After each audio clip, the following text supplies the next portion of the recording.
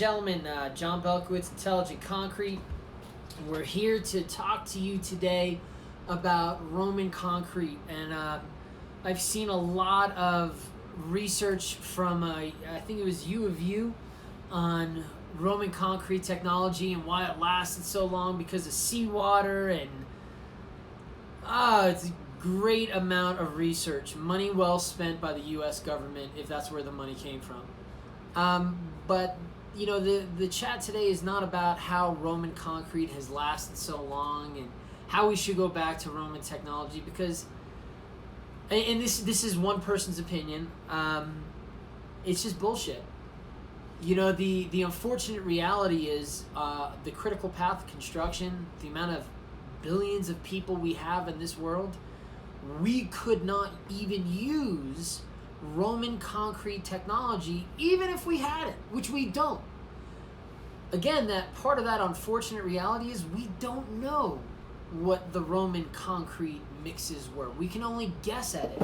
There was a book written by David E. Moore. Great freaking book. If you want to learn about Roman concrete technology, this right here, unfortunately, I don't think David's with us. If he is, I apologize. But I got this from his son. He printed this out for me, and you want to talk about just some great information. I mean, this guy, that being said, the one thing about Roman concrete, one of the reasons why it was so good was because the Romans were patient. They had time. Their concrete took more than 28 days to set up, took more than 2 days to set up. Now, we've got some concrete mixes. You know, after pouring, you can get back on traffic within 2 to 4 hours of placing the concrete. Roman technology, you couldn't do that. You had to wait months, if not years, for it to set up. And that's the last piece of the unfortunate reality. Yeah, if we knew the mixes, it would be great to use it. You know, the Roman technology, I mean, look at the Roman Pantheon. It's 2,500 years old. It survived 7 earthquakes, and it's still in service today.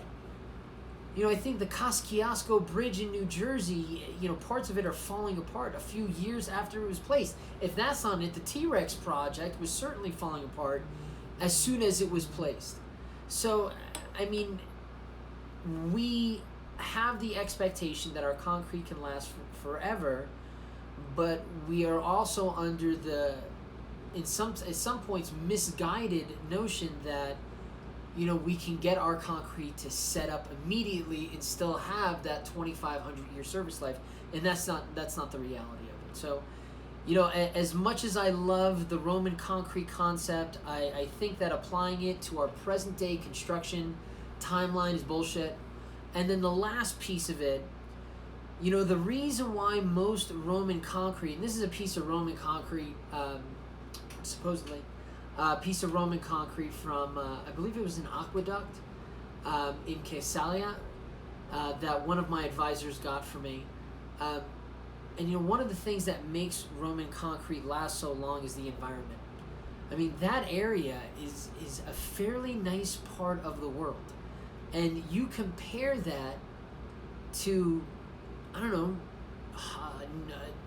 Newark, New Jersey, Jersey City, Hoboken, Denver, Colorado, any part of Michigan, Chicago, and you're going to find there's more aggressive abrasive wear, freeze-thaw cycles, and then of course the de-icing salts and brines that come with that are much more aggressive than the temperate zone around that area of Italy, of Rome, of Israel, of the Middle East.